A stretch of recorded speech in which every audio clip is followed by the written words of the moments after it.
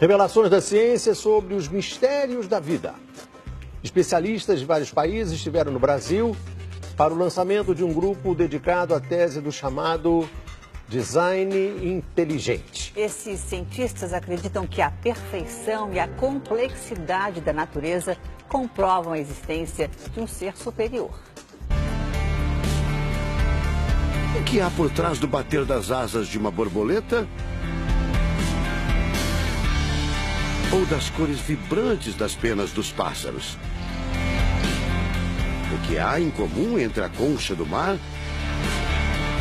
e a força dos furacões?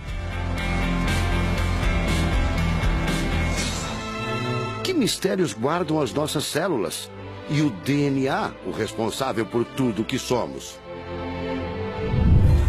Os homens reunidos nesta sala são os principais nomes de um ramo da ciência que pretende responder questões como estas.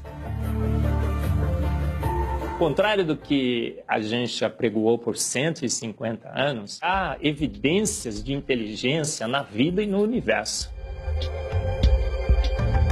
Eles são estudiosos do chamado design inteligente, uma linha de pesquisa que acredita que a complexidade da vida e a perfeição da natureza comprovam a existência de um ser superior. A vida foi feita pronta, o universo foi feito pronto, planejados por um ser extremamente inteligente, com design, com arte, com perfeição.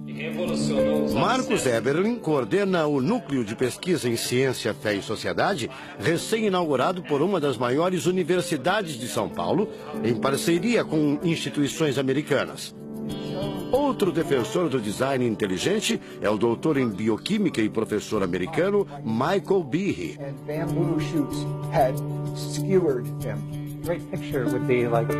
Brian Miller é doutor em física. Ele coordena as pesquisas da Universidade de Duke, nos Estados Unidos. Seria um super engenheiro, um super arquiteto? Você pode dizer isso, responde o físico. Um arquiteto que tinha a vida em mente, um criador que fez a vida deliberadamente. Also, when you look at life itself, não é de hoje que os cientistas procuram pistas deste arquiteto da vida. Galileu Galilei, o célebre físico e astrônomo italiano, disse há mais de 400 anos que a matemática é o alfabeto com o qual Deus escreveu o universo. A matemática se dedica a provar que tudo no universo segue uma lógica. Mas foi ainda antes, na Idade Média, que outro italiano, Leonardo Fibonacci, decifrou parte deste alfabeto. Ele descobriu um padrão numérico que se repete em quase tudo na natureza. Em homenagem a ele, o padrão passou a ser conhecido como sequência de Fibonacci, uma sequência lógica de números que pode ser expressa em formas geométricas. Em cada quadrado, a gente consegue construir arcos, são aquelas linhas tortas, né? A gente consegue ligar um arco com o outro. Quando você liga um arco, um outro arco, um outro arco, um outro arco, um outro arco, e vai seguindo um outro arco, pensando no próximo quadrado, um outro arco. Essa aqui é uma figura que é uma espiral, chamada espiral de Fibonacci. E essa espiral aparece em diversos lugares do nosso cotidiano. Aparece, por exemplo, na nossa orelha. O formato da nossa orelha é exatamente essa espiral. Uma coisa interessante, aparece no nosso rodamuinho do cabelo aqui. É o mesmo formato que aparece aqui. Que é o mesmo formato que aparece naquela concha do mar, tal do Nautilus, né? Que é o mesmo formato que aparece nas estrelas do universo. Que é o mesmo rodamuinho que forma quando tem um furacão.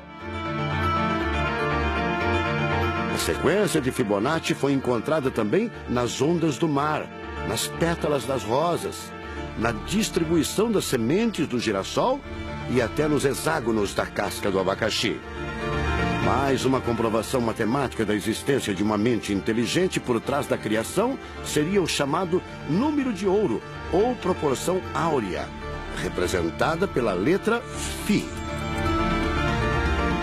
O número de ouro, também representado pelos dígitos 1,618, está presente na construção de uma das obras mais importantes da antiguidade, o Partenon. Foi usado por Leonardo da Vinci na Mona Lisa, o quadro mais famoso do mundo. Essa regra do número áureo, ela vem, né, aparece no Fibonacci e aplica em um monte de situações. E é legal que os gregos percebiam isso, eles associavam isso muito com a ideia de perfeição. Ele está presente nas asas das borboletas e até nas medidas do corpo humano.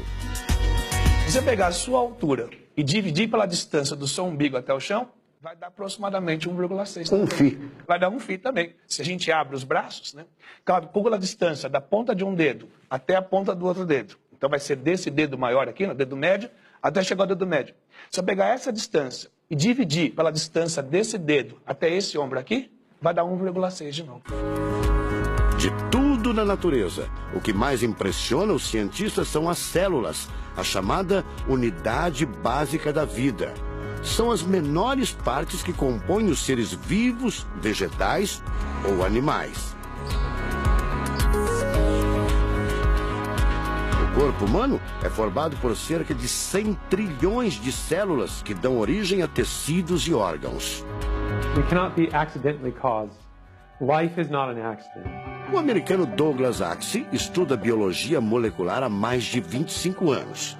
Ele garante: não existe a mínima possibilidade de a vida ser um acidente, um acaso da evolução do planeta. Para ele, as células são complexas demais e só podem ter sido criadas, de propósito, por um ser inteligente. Literally machines that are made out of molecules. Dr. Michael Behe concorda. Ele compara a célula a uma fábrica repleta de máquinas e veículos. Ela produz e troca com as células vizinhas os elementos fundamentais à vida. Tudo coordenado por uma espécie de computador central, o chamado DNA. Você já deve ter ouvido falar dele. O DNA é um conjunto de informações genéticas que definem as características dos seres vivos. Entre os humanos é o DNA que informa o sexo, a cor da pele e do cabelo e o formato do rosto, entre outras coisas. São 6 bilhões de informações condensadas numa estrutura microscópica extremamente eficiente. O presidente da Sociedade Brasileira do Design Inteligente considera o DNA o mais avançado código de que se tem notícia. A gente tem a molécula de DNA como um modelo. Por quê? Porque quando a gente descobriu essa molécula, a gente viu que é uma molécula fantástica, maravilhosa. E ali evidências e mais evidências de que uma mente inteligente projetou a vida. Porque é o software da vida. E esse software tem o quê? Tem ali um código. E a gente sabe que códigos emanam de mentes inteligentes. Nos Estados Unidos, um grupo de pesquisadores afirma ter identificado uma sequência de números que sempre se repete no DNA humano. Seria uma espécie de assinatura de Deus, segundo o engenheiro da computação Greg Braden. So now we have a definition. Ao considerar a carga dos elementos químicos do DNA, os pesquisadores teriam identificado o seguinte padrão numérico: 10, 5, 6, 5. Eles então passaram a tentar decifrar esse código e tiveram a ideia de substituir os números por letras hebraicas. Em hebraico, a língua oficial de Israel e que aparece na Bíblia, os números são representados por letras, como explica essa professora israelense. A escrita hebraica é muito antiga. Já tem textos escritos 1000 anos antes da Era Comum. E nesta época ainda não inventaram o sistema decimal dos números que usamos agora. Na Bíblia, o Primeiro Testamento, podemos ver não só os números dos versículos e os números dos capítulos, mas também as páginas. A contagem das páginas está feita em letras e não em números. A sequência numérica 10, 5, 6, 5 foi transcrita para as respectivas letras em hebraico: Yud, Rei, Vav, Rei. Veja o resultado. A sequência corresponde à palavra Javé, ou Deus, em hebraico. Apesar de todo o avanço da medicina, cerca de 90% das informações genéticas ainda são um mistério. O professor Eberlin diz que as descobertas científicas trazem implicações sérias para toda a humanidade. Mas cada vez mais reforçam os argumentos de quem acredita no design inteligente, a assinatura de uma força superior. A gente vai ter que entregar essa informação para a filosofia e para a teologia. E a gente agora, como bons filósofos e teólogos que todos somos, a gente vai colocar a nossa filosofia e nossa teologia em cima desse dado científico e optar pela melhor opção. Eu, óbvio, acho que a melhor opção é Deus. Como gente, a gente tem esse direito, né, de especular em cima da descoberta científica de que uma mente inteligente orquestrou o universo e a vida.